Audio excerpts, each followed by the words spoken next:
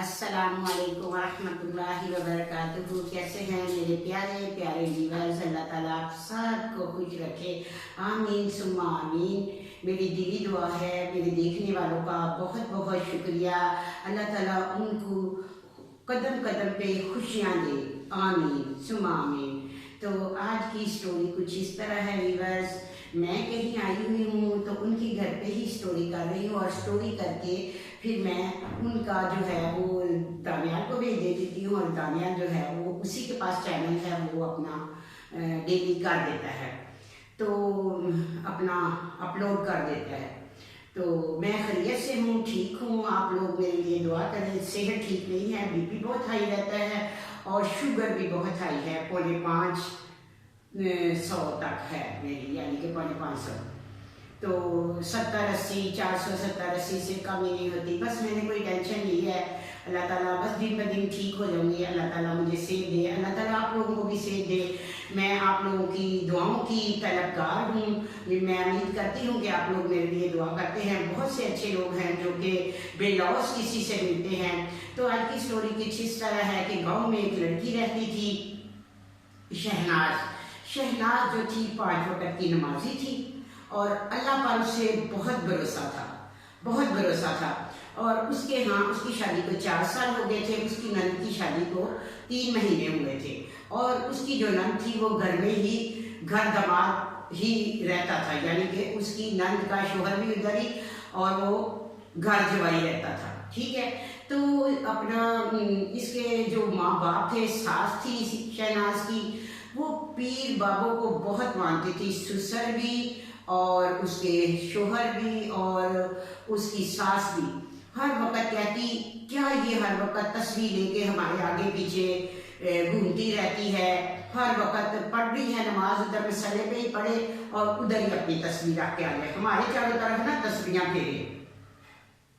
तो वो कहती कि अम्मी जी मैं सारा काम भी तो करती हूँ। वो अखलाकी बहुत अच्छी थी, लेकिन उसकी सास उसको कहती थी कि तुम बाबे के पास चलो ताकि हमारे घर औलाद हो, और अपने बेटे को भड़काती। और वो कहती मैं अल्लाह से मांगूंगी, औलाद बाबे नहीं देते, अल्लाह ताला देता है।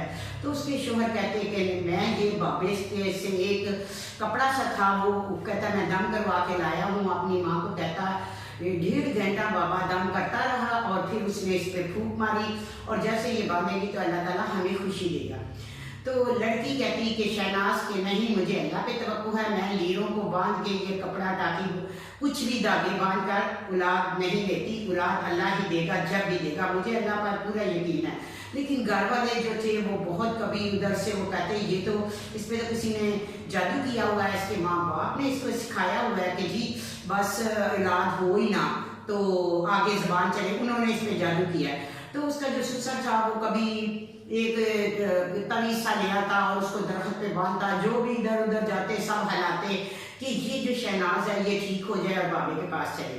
बाबे के पास उसका जो एक उसका मसलन के उस लड़की का, शहनाज का नंद का शोहर था, वो भी बाबे के पास जाता था, और वो बाबे के पास जाता था और कहता था कि कभी भी, दामाद जो कहता था कि कभी भी इनके घर औलाद ना हो, शहनाज को यानी मेरे साले के घर कभी औलाद ना हो, और इस घर का मैं ही मालिक बनूं, और ये इसको छोड़ दे, और कभी भी औलाद ना हो, मैं बाबा जी आपको बकरा दूंगा। बाबा तो ऐसे ही था बना हुआ, और उसका नाम था बाबा कुंडवाला। वो अपने ऊपर हर वक्त कपड़ा लेके रहता था, और उसकी जो लड़की की सास थी वो उसे कहती कि मैं बाबे से, वो काम नहीं करता था, जो दामाद था काम नहीं करता था, तो वो कहते कि बाबे से इसकी अपना तवीज़ ले आओ ताकि ये नौकरी पे लग जाए। तो उसका शोहर कहता कि हाँ मैंने इसके लिए असलम के लिए तवीज़ ले आया हूँ, लेकिन 3 दिन तक ये जो है काम पे लग जाएगा और हमारे घर में सब कुछ ठीक हो जाएगा। तो उसकी माँ कहती कभी तुम ऐसा करो, ये जो हमारी जो बहू है हमारे आगे बहुत ज़बान चलाती है, ज़बान यही चलाती थी कि मैंने बाबे के पास नहीं जाना और ये तवीज़ धागा नहीं बांधना। तो कहते किसी तरह बाबे को लेके आओ। वो कहती नहीं। तो जब उसका शोहर अलहदा से जाता और उसका जो बहनोई था वो अलहदा से जाता, शोहर को नहीं पता था कि ये जो मेरा बहनोई है मेरा अंदर से इतना दुश्मन है, तो ये मेरे खिलाफ है। वो समझता था कि मुंह से वो बहुत मीठा था, और वो समझता था कि ये जो मेरे हक में दुआएं करता है और कहता है। तो उसकी जो जब वो उसको कहते कि तुम्हें इतने 4 साल हो गए शादी को, तो तुम्हारे औलाद नहीं हुई, तो वो कहते अब बाबे से पहले अपनी बेटी की तो करवा लो, यानी कि शमा का तो ले जाओ, शमा के भी तो औलाद नहीं हो रही। तो वो कहती, उसकी नंद लड़ती कहती कि तुम मेरा नाम क्यों लेती हो, मेरी शादी को तो अभी इतना टाइम ही नहीं हुआ। तो कहती तो बाबे से अपने विशोर को काम तो लगवा दो पहले, लेकिन मैंने बाबे के पास नहीं जाना, मैं मुझे देगा तो अल्लाह देगा, नहीं देगा तो मेरे नसीब में होगा तो अल्लाह ही देगा, नहीं होगी तो फिर नहीं होगा। वो कहते फिर हम दूसरी शादी कर लेंगे। उसने कहा कर लो शादी। तो उसकी जो सास थी, उसने एक दिन उसके जो ससुर थे उन्होंने बड़ी मुश्किल से वो बाबा जी के पास गए और उसको घर लेके आए। वो तो ऐसे घूम सा उसने किया होता था, किसी ने उसको देखा ही नहीं था। जब वो घर आया तो उन्होंने कहा ये बहुत बदतमीज है।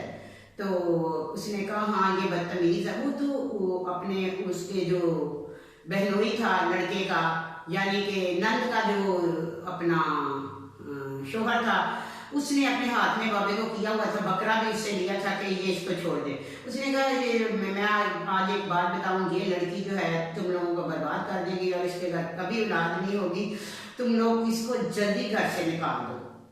तो वो जो थी अपना वो कहते वो कहने लगे ठीक है बाबा जी हम इसको निकाल देते हैं। तो कहते हैं वो बाबे को खूब सुनाती कि तुम अच्छा ये तो बताओ कि ये तुम्हें किसने पैदा किया, या तुम्हें सब कुछ तुम्हारा पाँव इस तरह है तो तुम क्यों नहीं ठीक से चलते, तो ये क्यों नहीं ठीक कर लेते। तो वो कहता ये तो अल्लाह करेगा। तो फिर उसने कहा मुझे भी तो अल्लाह ही देगा बच्चा। तो वो कहने लगे बस बस मैं जा रहा हूँ, ये लड़की बहुत बदतमीज है, मैं कभी नहीं आऊँगा। उसको पता चल गया कि ये लड़की मेरी बातों में आने वाली नहीं है, तो वो वहाँ से चला गया।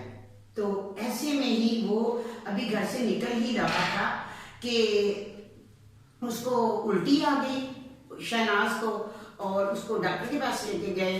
तो वो सब ऐसे ही बातें कर रहे थे। तो वो कहने लगी अच्छा, तो मैं उसको पता था, अंदर गई और रिपोर्ट लेके आई। उसने कहा ये बाबा तो कहता है कि औलाद नहीं होगी, तो ये देखो मेरी रिपोर्टें, मैं तो ऐसे घर में अपने बच्चे की परवरिश नहीं करना चाहती जो इतने यानी कि इतनी ये बिद्दत है, बिद्दत करते हैं, इतना शिरक करते हैं।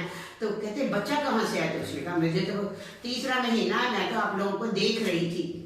तो वो सारे खुश हो गए और उसे कहने लगे कि आपको यकीन आया कि बाबा जी उठाया, कोई नहीं होता। और जो बाबा था वो एक गरीब था, लड़का था उसी गांव का, ठीक है। वो उसने देखा कि ये लोग जो हैं इसका, उसने बातें करते हुए सुना हुआ था और उसने ऊपर कपड़ा ले लिया ताकि मुझे को पहचाने ना।